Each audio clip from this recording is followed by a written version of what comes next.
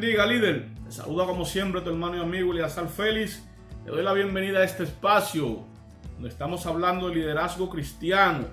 Estamos en Facebook y en YouTube, Forming Christian Leaders, liderazgo cristiano. Bien, hoy quiero hablarte con relación a un hombre que tomó decisiones en momentos apremiantes. Un hombre que debía tomar decisiones certeras, respaldadas por Dios, porque el objetivo era de vida o muerte. Se trataba de una conquista, se trataba de pasar de un estado a otro. Y estamos hablando precisamente de Josué. Fíjate que Josué representa y anima a cada líder de segunda generación. ¿Y por qué digo esto? Fíjate, él no estableció la nación libre de Israel. Moisés lo hizo. Pero ¿qué pasa? Josué sucedió a Moisés con respeto y naturalidad tras su muerte. ¿A qué me refiero con esto, líder? Terminó la obra que Moisés no pudo terminar y dirigió al pueblo de Israel a la victoria en la tierra prometida. Aquella tierra que Dios había prometido a sus antepasados y que Moisés no pudo entrar. Fíjate que Josué nos desafía a aferrarnos a las promesas de Dios y a caminar en su victoria a pesar de las adversidades que se presentan en este mundo. Y vaya que hay adversidades en este tiempo. Pero aprendemos muchas lecciones valiosísimas de este gran líder como lo fue Josué. Fíjate, primero, número 1, Josué se mantuvo sumiso a la cadena divina de cuidado. Me explico.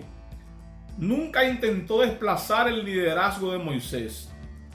Aun cuando Moisés ya era un hombre viejo, un hombre anciano y no podía seguir haciendo lo que Josué podía hacer, Josué esperó hasta que llegó su momento, como David esperó a que el rey Saúl saliera de la escena. Entonces, cuando Saúl fue muerto, entonces David se convierte en rey de Israel. De esta manera, aún siendo Moisés ya un hombre adulto, ya Moisés no tenía fuerzas, entonces Josué esperó el tiempo de Dios, el tiempo perfecto para explotar y para iniciar entonces con su liderazgo. Fíjate que no se precipitó, no se adelantó a los acontecimientos, esperó al tiempo de Dios, como te mencioné en el caso del rey David, sabiendo quién era ya la persona que Dios había elegido, a quien el profeta Samuel había ungido como rey de Israel, siendo él sabía que ya él era el rey de Israel, mas sin embargo no se atrevió a levantar la mano contra Saúl, a pesar de la persecución que tuvo Saúl contra David. De la misma manera, Josué nos da esa enseñanza de que empieza su ministerio cuando Moisés es muerto y cuando Dios le da la señal para que entonces él empiece con ese liderazgo, con ese ministerio, como lo fue este gran líder Josué. Segundo, Josué aprendió a dejar que Moisés muriese y a ser fuerte en su propio estilo de liderazgo. Al comienzo del libro, de este interesantísimo libro, Dios ordena a Josué que sea valiente, de la misma manera que Dios te llama líder y te insta a que seas valiente y que no desmayes, a pesar de la situación, a pesar de las adversidades, como te contaba, a pesar de tantas cosas que hay a nuestro alrededor. Tienes que ser valiente y confiar en Él. Es la tarea principal, lo esencial. Confiemos en el Señor. Fíjate lo que dice el Señor a este hombre: mi siervo Moisés ha muerto. Ahora, pues, levanta y pasa este Jordán, tú y todo este pueblo, a la tierra que yo les doy a los hijos de Israel. Josué era un líder militar, diferente al estilo de liderazgo diplomático o de reforma como lo era el liderazgo de Moisés. Pero en algún momento Josué debió decidir no imitar el estilo de Moisés, sino ser él mismo.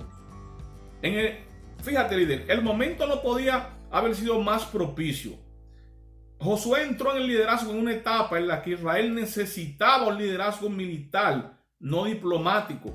Necesitaba un hombre que esté al frente del batallón, un hombre con estrategia militar, un hombre con la valentía y sobre todo con el llamado de Dios para la tarea que debía cumplir en esta nueva etapa el pueblo de Israel.